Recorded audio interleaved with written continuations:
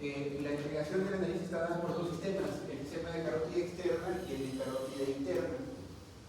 Carótida interna irriga el 10% de la nariz a través de la arteria oftálmica, que da dos ramas, el moidal anterior y el moidal posterior. Y la carótida externa da el 90% de irrigación a través de dos ramas, la arteria facial, que irriga la estructura externa de la nariz, y la arteria maxilar interna, que irriga la parte de la cavidad nasal, o sea, la parte interna nasal. De esta maxilar interna da una rama importantísima llamada arteria esfenopalatina, que es la principal causa de localización de sangrados posteriores. Bien, en relación a epistaxis, la causa es idiopática, no se sabe por qué un paciente comienza a sangrar y a sangrar, sobre todo en pacientes pediátricos, pero está relacionado a algunos indicativos, por ejemplo, traumatismos como rascados, infecciones, tumoraciones, problemas sanguíneos, etc.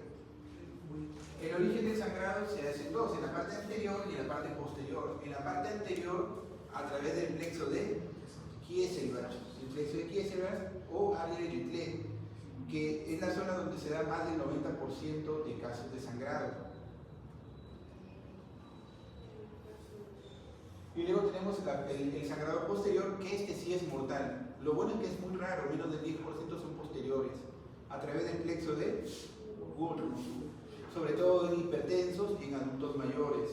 Hipertensos y adultos mayores, sangrado posterior, y niños, sangrado anterior. Bueno, lo primero que el que llega sangrando es compresión digital. Entonces, ¿dónde hacemos la compresión? ¿En la parte superior o en la parte inferior de la nariz? En la parte inferior, porque la parte superior ustedes sienten que es duro, no es colapsal. En cambio, en la parte inferior ustedes pueden presionar las áreas nasales y ahí van a hacer la presión para que el sangrado pueda detenerse. ¿Cuánto tiempo? De 3 a 5 minutos, que es el tiempo de coagulación, ¿sí? Se hace en la parte inferior o anterior de la nariz y por 3 a 5 minutos. Si eso no para el sangrado, el segundo paso es hacer una cauterización química con nitrato de plata, Si eso no para el sangrado, hacemos ya una cauterización eléctrica con el electrocauterio, que ustedes lo conocen en alguna cirugía. Si eso no detiene el sangrado, hacemos el taponamiento anterior. A través con gasas o con algodón taponamos la nariz.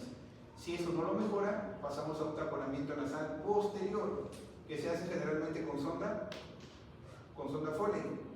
¿Sí? La sonda que utilizan los urólogos, la metemos por la nariz, pasa por la garganta y la llenamos con cloruro. Ustedes ven que se dilata el extremo distal, ¿no? Entonces, ese extremo distal dilatado lo jalamos por la nariz y ese globo va a presionar toda la parte posterior de la nasofaringe y eso va a taponar el sangrado nasal. Si eso no lo detiene, el último paso son tratamientos intervencionistas. A través de una cirugía, ligar la carótida externa o ligar la maxilar interna, o el radiólogo intervencionista ingresa por una arteria, por ejemplo, por la arteria femoral, llega un punto sangrante y lo emboliza. Ahora, dos datos importantes. Los sangrados nasales en pacientes jóvenes o adolescentes hombres, sospechamos de un tumor llamado nasoamiofibroma juvenil, tumor casi exclusivo de los hombres en la edad de adolescencia o juventud. Otro dato es que los sangrados, no intentemos parar un sangrado con vitamina K, con ácido tranexámico. Los sangrados se tratan con maniobras instrumentales, compresión, taponamiento, cauterización, etcétera, etcétera. Bien.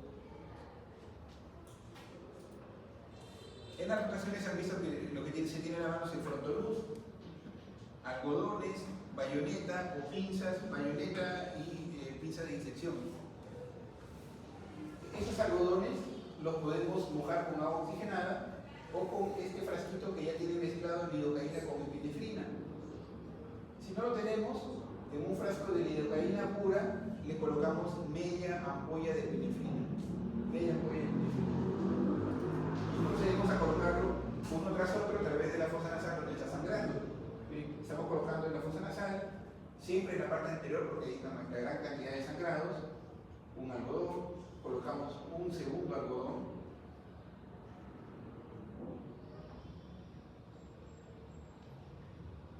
y así todos los algodones necesarios para poder calmar o parar ese sangrado. Ahora lo estoy colocando en otra fosa nasal y esperamos los 3 a 5 minutos, que es el tiempo de coagulación. Retiramos los algodones, si ya no sangra, se acabó la emergencia. Y si sigue sangrando, pasamos a la otra etapa, que es el taponamiento nasal posterior.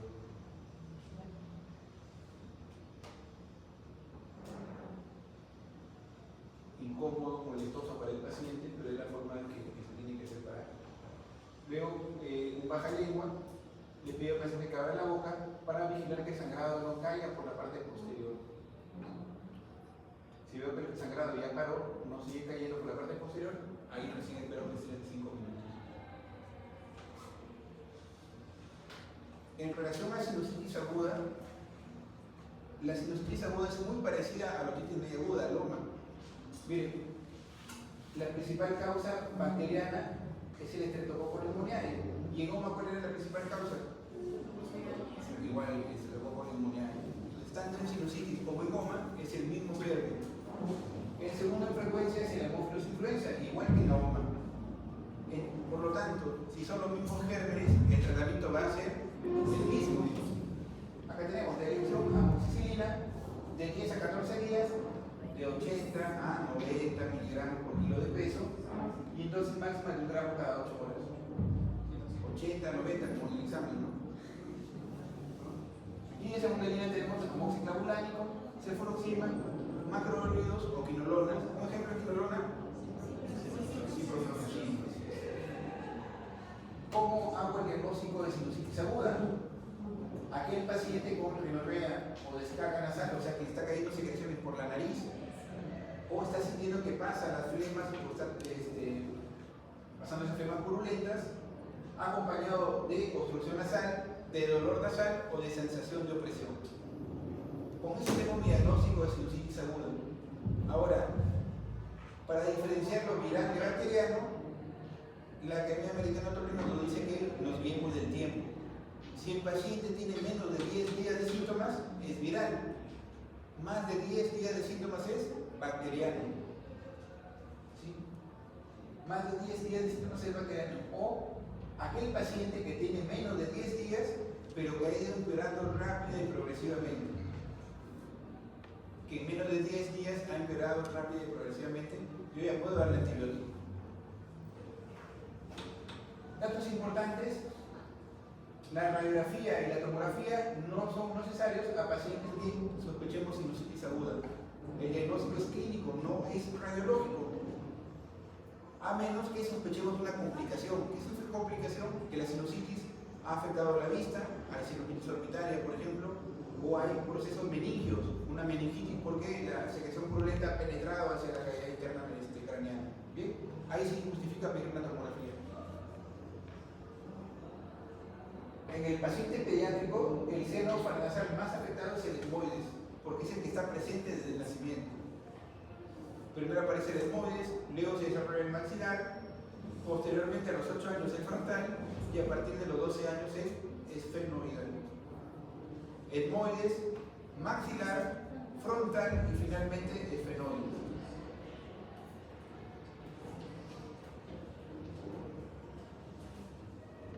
Bien, en relación a la rinitis alérgica, la rinitis alérgica es aquel paciente que presenta un cuadro mediado por inmunoglobulina E, por IgE.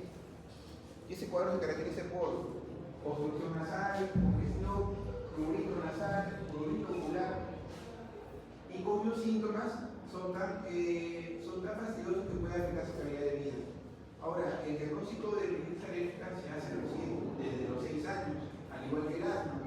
Yo no puedo hablar de un paciente asmático o de un paciente alérgico que tiene 4 o 3 o 2 años. El diagnóstico se realiza a partir de los 6 años. ¿Y cómo se hace el diagnóstico? A través de la historia clínica, del examen físico y de exámenes auxiliares. Acá sí necesito exámenes para poder confirmar que el paciente sea alérgico. El examen físico, el paciente que tiene una estereotopía, ¿no? Prurito nasal, le pica la nariz, le pica los ojos, cada vez que se pone, por ejemplo, la tierra, el polvo, etc. La línea de Denny Morgan hace referencia a aquellos pacientes que tienen el párpado inferior hinchado, ojeroso se dice, y con doble surco palpebral. Esa es la línea de Denny-Morgan. El examen físico del corneto tiene que tener un color característico que es pálido o violáceo. Me hace sospechar que el paciente sea alérgico. Y en exámenes auxiliares tenemos tres. Las pruebas inmunológicas, que son pruebas de sangre, el test y la citología del moco nasal. Si ustedes han escuchado hablar del panel de alergias, es el panel que es el examen que se hace con la sangre. Se toma una muestra de sangre, se manda al laboratorio y el laboratorio te manda un informe, una hoja que te dice paciente alérgico a la caspa de gato, a algún alimento o algún fármaco. Pero el gol estándar, el diagnóstico del hecho, es el PIT-test. Y el PIT-test es un examen que lo hace el alergólogo. Es un examen que lo hace el alergólogo en la epidermis o en la dermis. ¿En dónde conviene realizarlo? ¿En la epidermis o en la dermis? ¿Por qué en la epidermis y no en la dermis? Muy bien, por la sangre. No sabemos que en la dermis pasan los vasos sanguíneos. ¿Qué pasa si yo soy alérgico a la caspa del gato y el alergólogo me coloca el alergeno en la dermis y toca un vaso sanguíneo? ¿Qué va a producir? Un choque anafiláctico, el paciente puede morir. Entonces, se puede hacer la dermis, sí, pero en ambientes controlados, por ejemplo en hospitales donde hay este sistema de RCP, hay medicamentos para poder revertir un probable choque anafiláctico. Entonces, el PIT-test, vamos a considerar esto, que es un examen que se hace en la epidermis. En la epidermis del paciente lo hace el alergólogo y coloca varios alergenos, caspa del perro, caspa del gato, polen, mohos, esporas, etc. Se espera entre 10 a 15 minutos. Si entre 10 a 15 minutos aparece un abón, o sea una roncha de más de 3 milímetros de diámetro, estamos hablando que es positivo para alergia. Un ejemplo, me colocan los alergenos y el número 15 marca caspa del gato y me sale un abón de 4 milímetros a los 10 minutos. ¿Positivo o negativo? Concluimos que el paciente es positivo a la caspa del gato porque marcó en el tiempo correspondiente un abón de más de 3 milímetros de diámetro. ¿Sí? Ese es el PIT-test. Y luego tenemos la citología del moco nasal, que es recolectar un poco de muestra de mucosidad y mandarla al laboratorio. Sí, mandar al laboratorio.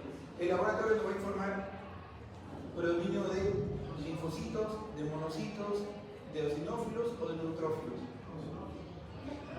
Así es de. Si es neutrófilo sería bacteriano.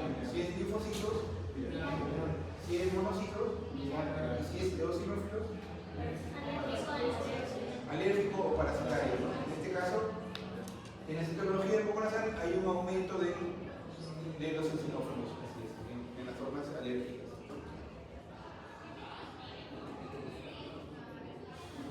Ahora tenemos la clasificación, que es bastante importante porque según yo clasifique a mi paciente, le voy a dar el tratamiento. Y se clasifica según una duración intermitente y persistente y según una gravedad de leve, moderada y grave. Por ejemplo, yo tengo un paciente que lo he clasificado como intermitente porque tiene síntomas menores a 4 días a la semana y menos de 4 semanas consecutivas. Y leve porque no altera el sueño, no altera el ocio o el deporte, no altera el trabajo o la escuela y los síntomas no son molestos. Si el resultado es intermitente y leve, antihistamínicos, H1 no sedantes en mi elección, como por ejemplo la clorfenamina, ¿es sedante o no sedante? Sedante. Desloratadina. Entonces elegimos los no sedantes, loratadina, cetiricina, levocetiricina, etcétera, etcétera. Pero si es intermitente, moderada, severa o cualquiera de las formas persistentes, el tratamiento realizado son los corticoides intranasales. Ya han escuchado ustedes sus presentaciones, ¿no? Melasona, budesonida, etcétera, etcétera. Si todos estos fallan, mi última acción es la inmunoterapia. ¿Y en qué consiste la inmunoterapia? El mismo ejemplo, yo soy alérgico a la caspa del gato, me clasificaron como persistente y leve, me dieron corticoides junto con antihistamínicos y no mejoré. Me deriva mal al alergólogo y el alergólogo me plantea la inmunoterapia, que consiste en inyectar concentraciones del mismo alergeno, o sea, la misma caspa del gato, de concentraciones mínimas, y mensualmente ir aumentando la concentración todos los meses por un año para crear un efecto de tolerancia. Si al año hay beneficio, se continúa hasta por 3 o 5 años. Si al año no hay beneficio, se cancela el tratamiento por fracaso o por mala tolerancia al tratamiento. Bien, ¿hasta acá alguna pregunta, chicos?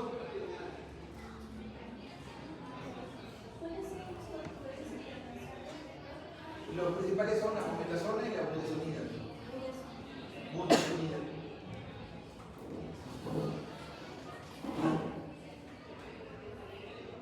Entonces, dentro de la rinitis tenemos la rinitis alérgica, que hemos visto en la diapositiva anterior, las infecciosas que se dividen en virales y bacterianas,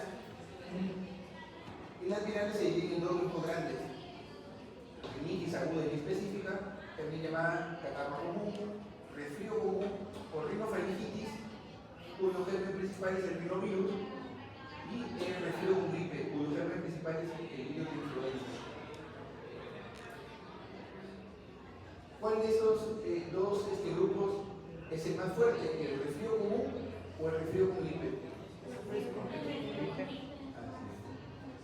La rinofaringitis aguda o el resfrío común da hemorrea, congestión, estornudos, disfagia, disfonía, pero todos esos síntomas no pasan de la estructura orofacial, o sea, no pasan de la calle. En cambio, la influenza da mialgias, artralgias, neumonías y puede ser incluso mortal en algunos grupos tales como adultos mayores o niños. Luego tenemos rinitis vasomotora. Eso es muy común en pacientes que cambian mucho de clima. El aire acondicionado, están en el gimnasio y salen y comienzan a estornudar. Entonces, es un paciente que sufre de los cambios de clima. Muy probablemente sean pacientes que tengan rinitis vasomotora. Obstrucción, hemorrea y estornudos parecidos a la alergia, pero la diferencia es que todos los estudios salen negativos. Richter negativo, test de alergia negativo, citología del moco nasal negativo. El tratamiento es con corticoides si predomina la obstrucción y con bromuro de hipertropio si predomina la secreción nasal. Y la rinitis intrínseca, que se acabó el tiempo. No.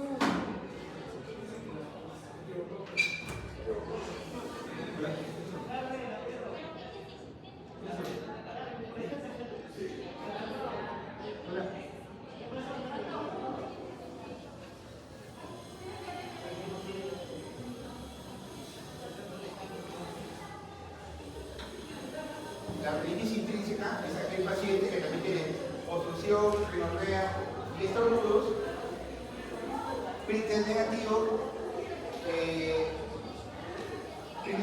negativo, pero el citológico nasal,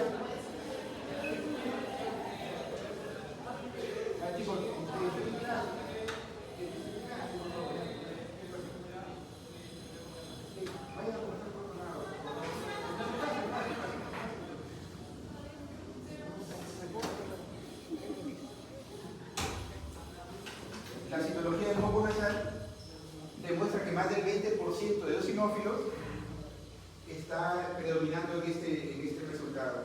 Generalmente los eosinófilos, ¿cuánto es? 3%, 2%.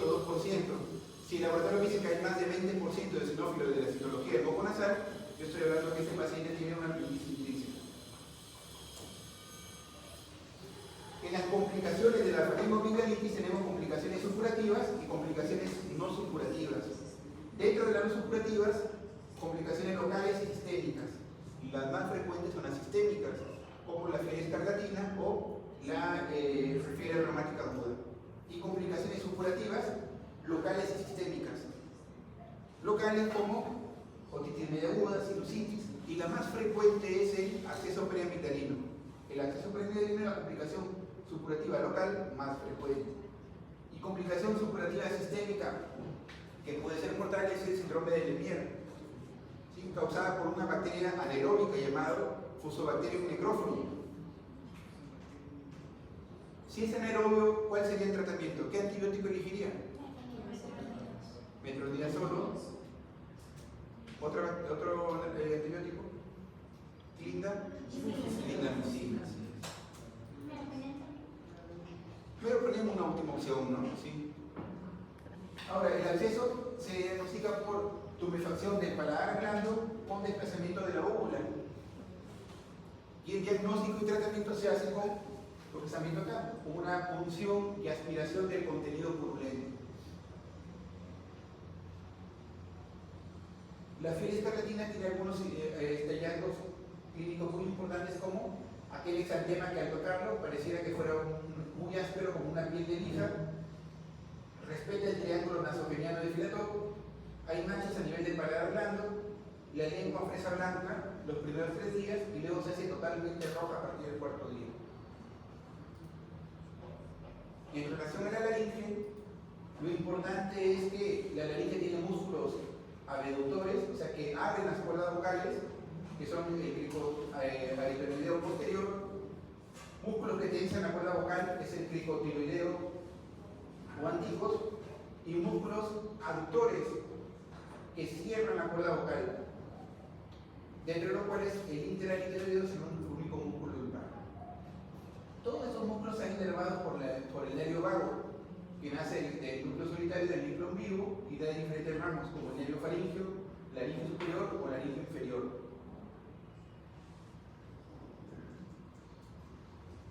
Al nervio laringe inferior también se le conoce como nervio laringeo recurrente, porque recurre o regresa en el lado derecho por la subclavia y el lado izquierdo por el callado de la aorta.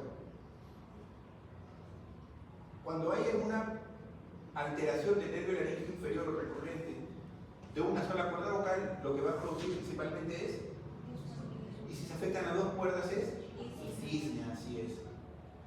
Es importante conocer que el nervio laringeo inferior inerva todos los músculos de la laringe, a excepción de uno, el cricotiloideo, que está inervado por el nervio laringeo superior en su rama externa. Entonces, el único músculo que no está inervado por el nervio laringeo recurrente es el cricotiloideo, también llamado anticus, inervado por el nervio laringeo superior en su rama externa. Patologías infecciosas, la principal es la epiglotitis.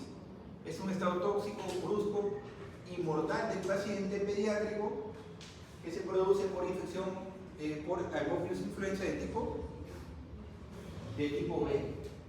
La clínica es fiebre intensa, disfonía, disfagia, salivación excesiva, y el tratamiento se hace sobre todo con cefalosporina de 3ª generación, como por ejemplo ceftriaxona. El edema de Renke se produce sobre todo en mujeres y fumadoras. Edema de Renke, mujeres y fumadoras, en los cuales ambas cuerdas vocales se edematisan.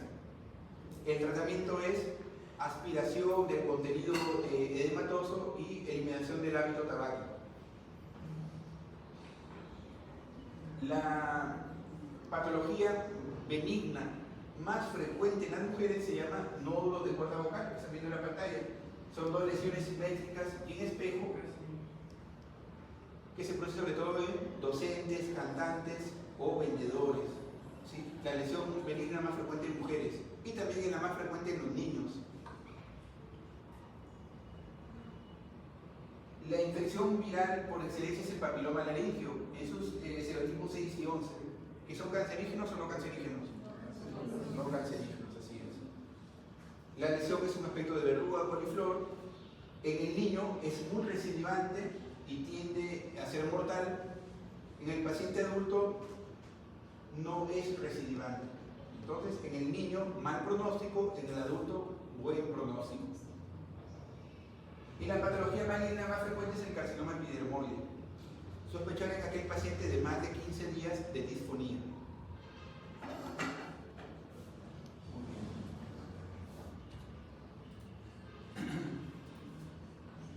Miren, esas cuerdas vocales normales, se abren las cuerdas, músculos abductores, y los músculos aductores son los que cierran la cuerda vocal. Es un esbozo de cuerda vocal, sobre todo un paciente pediátrico, mucho más pequeña y difícil de intubar. de cuerda vocal más frecuente en hombres o mujeres? Mujeres.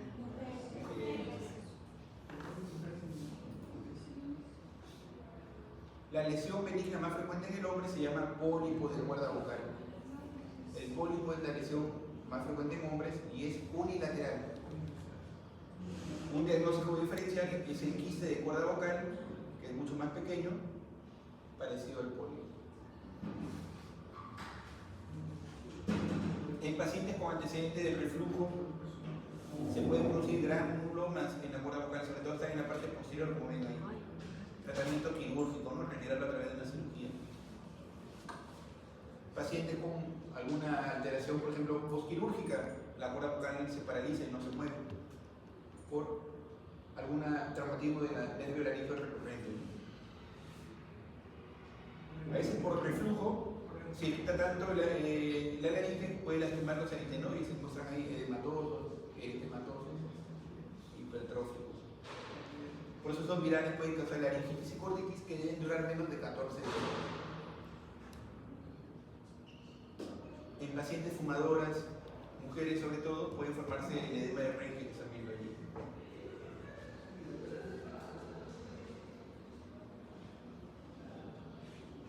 Y la lesión maligna más frecuente era el carcinoma epidermoide.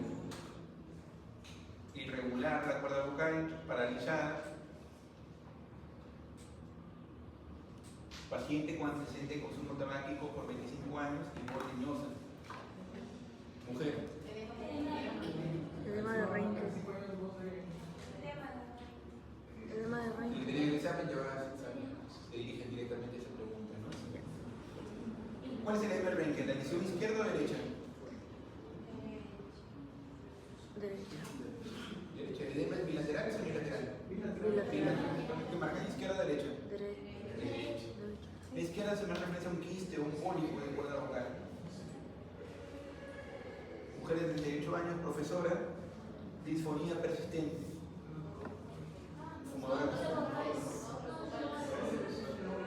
Algo que me olvidaba de los nódulos de cuerda vocal, ya, miren que el tratamiento no es quirúrgico, el tratamiento es con foniatría, o sea, con terapia de voz, mandarlo a medicina física para que enseñen técnicas de pronunciación, técnicas de respiración, que es el pilar principal para el tratamiento de estos pacientes.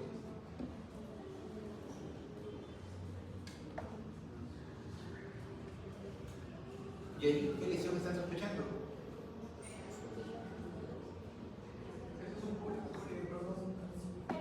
¿Qué sería? Granuloma. Granuloma. Ya, el granuloma estaría colgando y metido más hacia adentro, hacia la parte intraglótica. Ese está por encima, ustedes ven, de la cuerda vocal hacia arriba. Sería más un papiloma, sí, tipo verrugoso o coliflor.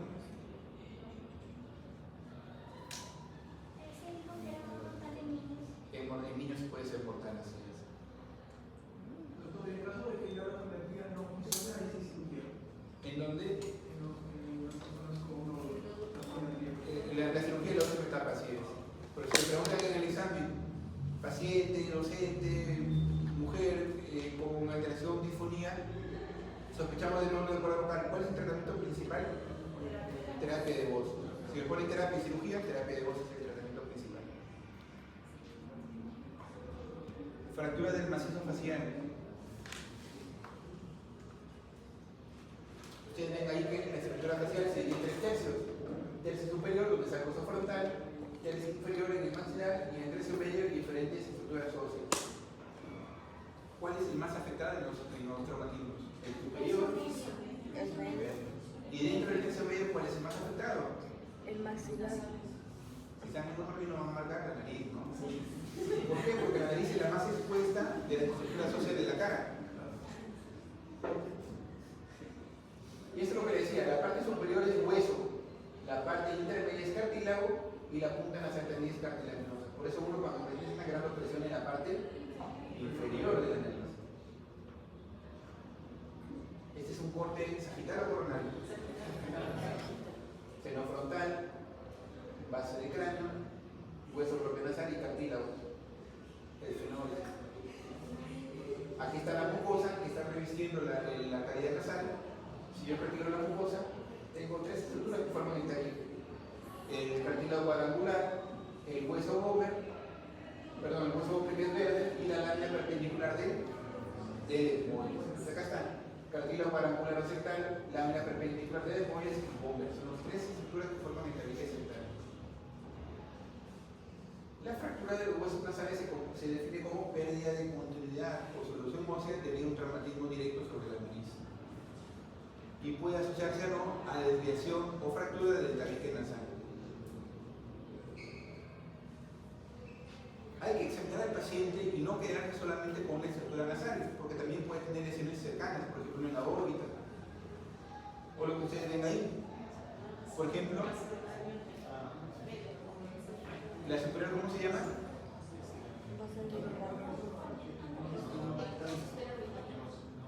Ya, el signo se llama ojos de Pacha. Y abajo, fractura de base de cráneo. Examinar al paciente la cavidad nasal con el espectro nasal, o si no tenemos, aunque sea con la punta del dedo, para observar la presencia de hematomas que está en rojo, porque el hematoma potencialmente puede causar complicaciones. Si detectamos un hematoma, tenemos que drenarlo en el momento del diagnóstico. Si el paciente cada vez que se inclina siente que le cae un líquido claro junto con la sangre, estamos sospechando que hay una fractura de la base del cráneo. Colocamos un papel tizo. Si lo que cae es sangre pura, tranquilo. Pero si tiene la forma de un huevo frito, miren, una parte central más oscura y una parte periférica más clara, sospechamos que sea líquido cefalorraquídeo. Lo llaman al asistente, doctor, esto es lo que está cayendo líquido cefalorraquídeo porque está formando el signo de huevo frito. ¿Y cómo lo confirmamos? Lo mandamos al laboratorio. ¿Y qué pedimos?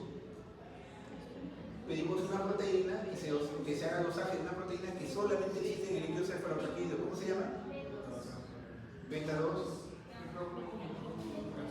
La beta 2 transferrina es una proteína que solo está en el líquido cefalorraquídeo. Entonces, coloco, ¿no?, en el examen dosaje de beta 2 transferrina y lo mando al laboratorio. Si me dicen positivo, yo ya tengo la seguridad del diagnóstico confirmatorio que hay una fractura de base de cráneo.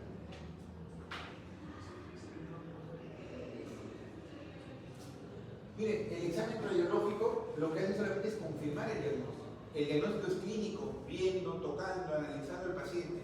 La radiología es un examen de ayuda, pero no es necesario para el diagnóstico. Se pide como radiografía de huesos propios nasales. Así se pide el examen. Entonces, acá viene el hueso propio nasal y acá está partido. Pérdida de continuidad ósea, producto de un traumatismo directo sobre la nariz. Las dos principales emergencias son el sangrado y el hematoma septal. ¿Ese paciente está sangrando? No está sangrando, ¿no? Activo no está. Hay formación de hematomas, lo examinamos, no había hematomas internos ni externos. Así que el hospital hicieron interconsulta. Pero cuando ustedes lo examinan bien, aquí está la fractura. Y eso es lo que les digo, que la fractura no es importante porque tenemos hasta 14 días después del golpe para poder reacomodar los huesos a su lugar. Colocamos anestesia local y con una palanquita colocamos el hueso y se acabó el problema. Entonces, la fractura como tal no es una emergencia. Claro, y es quirúrgico, ya pasa a ser una rinoplastia, porque los huesos ya formaron callos, ya formaron conexiones y como un cemento. Por más que lo queremos moldear, el cemento después de horas le queda tan duro que es imposible poder modificarlo. Entonces, a eso les digo que ustedes van a ser internos, porque ustedes van a recibir los pacientes. No hay hematoma y no hay epistaxis, entonces les pueden dar de alta. Pero primero tienen que hacer una buena historia clínica. Cuando yo lo veo al paciente, veo, miren, que ustedes acá ven que está lastimada esa zona, la zona malar izquierda. ¿Qué es lo que querían ahí? Evaluar, le preguntar al paciente, me dice que el mayor golpe, o sea, que él estaba en moto y se accidentó, y el mayor golpe lo llevó a la zona malar, y el golpe de la nariz fue un golpe de rebote. ¿Qué más preguntaría?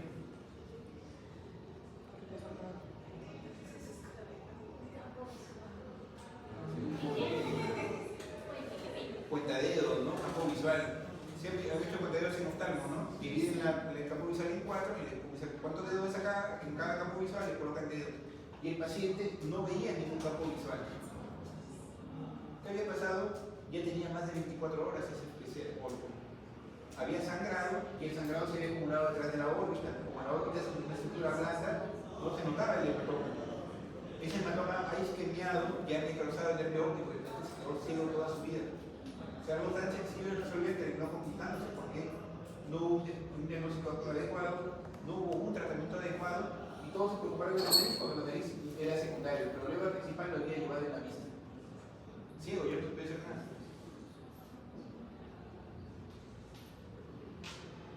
Los hematomas, hay que drenarlos. Con un bisturí se corta o con una aguja se aspira y se coloca un taponamiento porque si no va a causar daños irreversibles y permanentes en la nariz. Otra interconsulta. Una interconsulta que llegó el día lunes porque no había otorrino sábado ni domingo. Llegó viernes en la tarde, se quedó viernes en la tarde, viernes en la noche, todo sábado, todo domingo y luego el día lunes. Parecía hoja de un mapache, ¿no? Pero todavía fractura el cráneo, veía bien, sangrado, hematoma, tampoco. ¿Tiene criterio de emergencia? No. Entonces es un paciente que le ha quitado la cama a uno que realmente lo necesita, todo el viernes, sábado y domingo. Y incluso le dieron una radiografía, los internos. Ustedes, una radiografía. Se ve todo muy bien en la nariz. No hay nariz. Frontal, mastoides, seno maxilar, pero todo menos la nariz. O sea, no me sirve para los términos de este paciente. Ahí por acá se ve la órbita, se ve la mastoide como panel de abejas, el tabique nasal, todo menos lo que realmente necesitamos, que es el hueso propio nasal. Innecesario, ¿no? Ustedes ya que conocen la teoría, si no hay sangrado, no hay hematomas, el paciente ve bien, tiene de alta, pero por las indicaciones, ¿no? Si siente dolor de cabeza, si siente que baja la agudeza visual, cualquier problema que regrese por emergencia. Pero no es necesario tener los 2 días ahí para que los problemas le den serio de algo. En 6 semanas aproximadamente ya se produce la remodelación, o sea, la nariz queda tan dura como antes de la fractura nasal. En niños sí, sangrados, hematomas, ingreso a sala inmediatamente. Porque ellos forman callo óseo mucho más rápido. En 7 días ya ese hueso o un cemento queda tan duro que es imposible poder reducirlo. Y eso puede llevar a problemas cosméticos, estéticos o funcionales permanentemente. Y luego tenemos las fracturas de Lefort que se dividen en 3. Lefort 1 es una fractura horizontal, Lefort 2 fractura piramidal y Lefort 3 en el cual hay una distinción. O sea, yo puedo tocar y separar totalmente los huesos del cráneo de los huesos de la cara. Están totalmente separados. Diferentes huesos son los comprometidos, pero el único hueso que se compromete en los 3 tipos de fracturaciones es la apófisis pterigoides. Muy bien, chicos. Ya tienen todo para su examen. Diapositivas, CTO y Basterro. ¿Sí?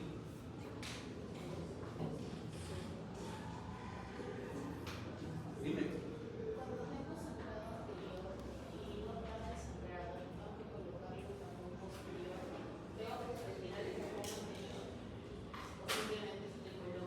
Tienes que retirarlo porque la sonda fue pasa por la nariz.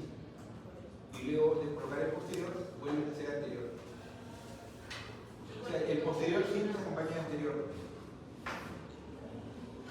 El taponamiento posterior siempre se va a acompañar del taponamiento anterior.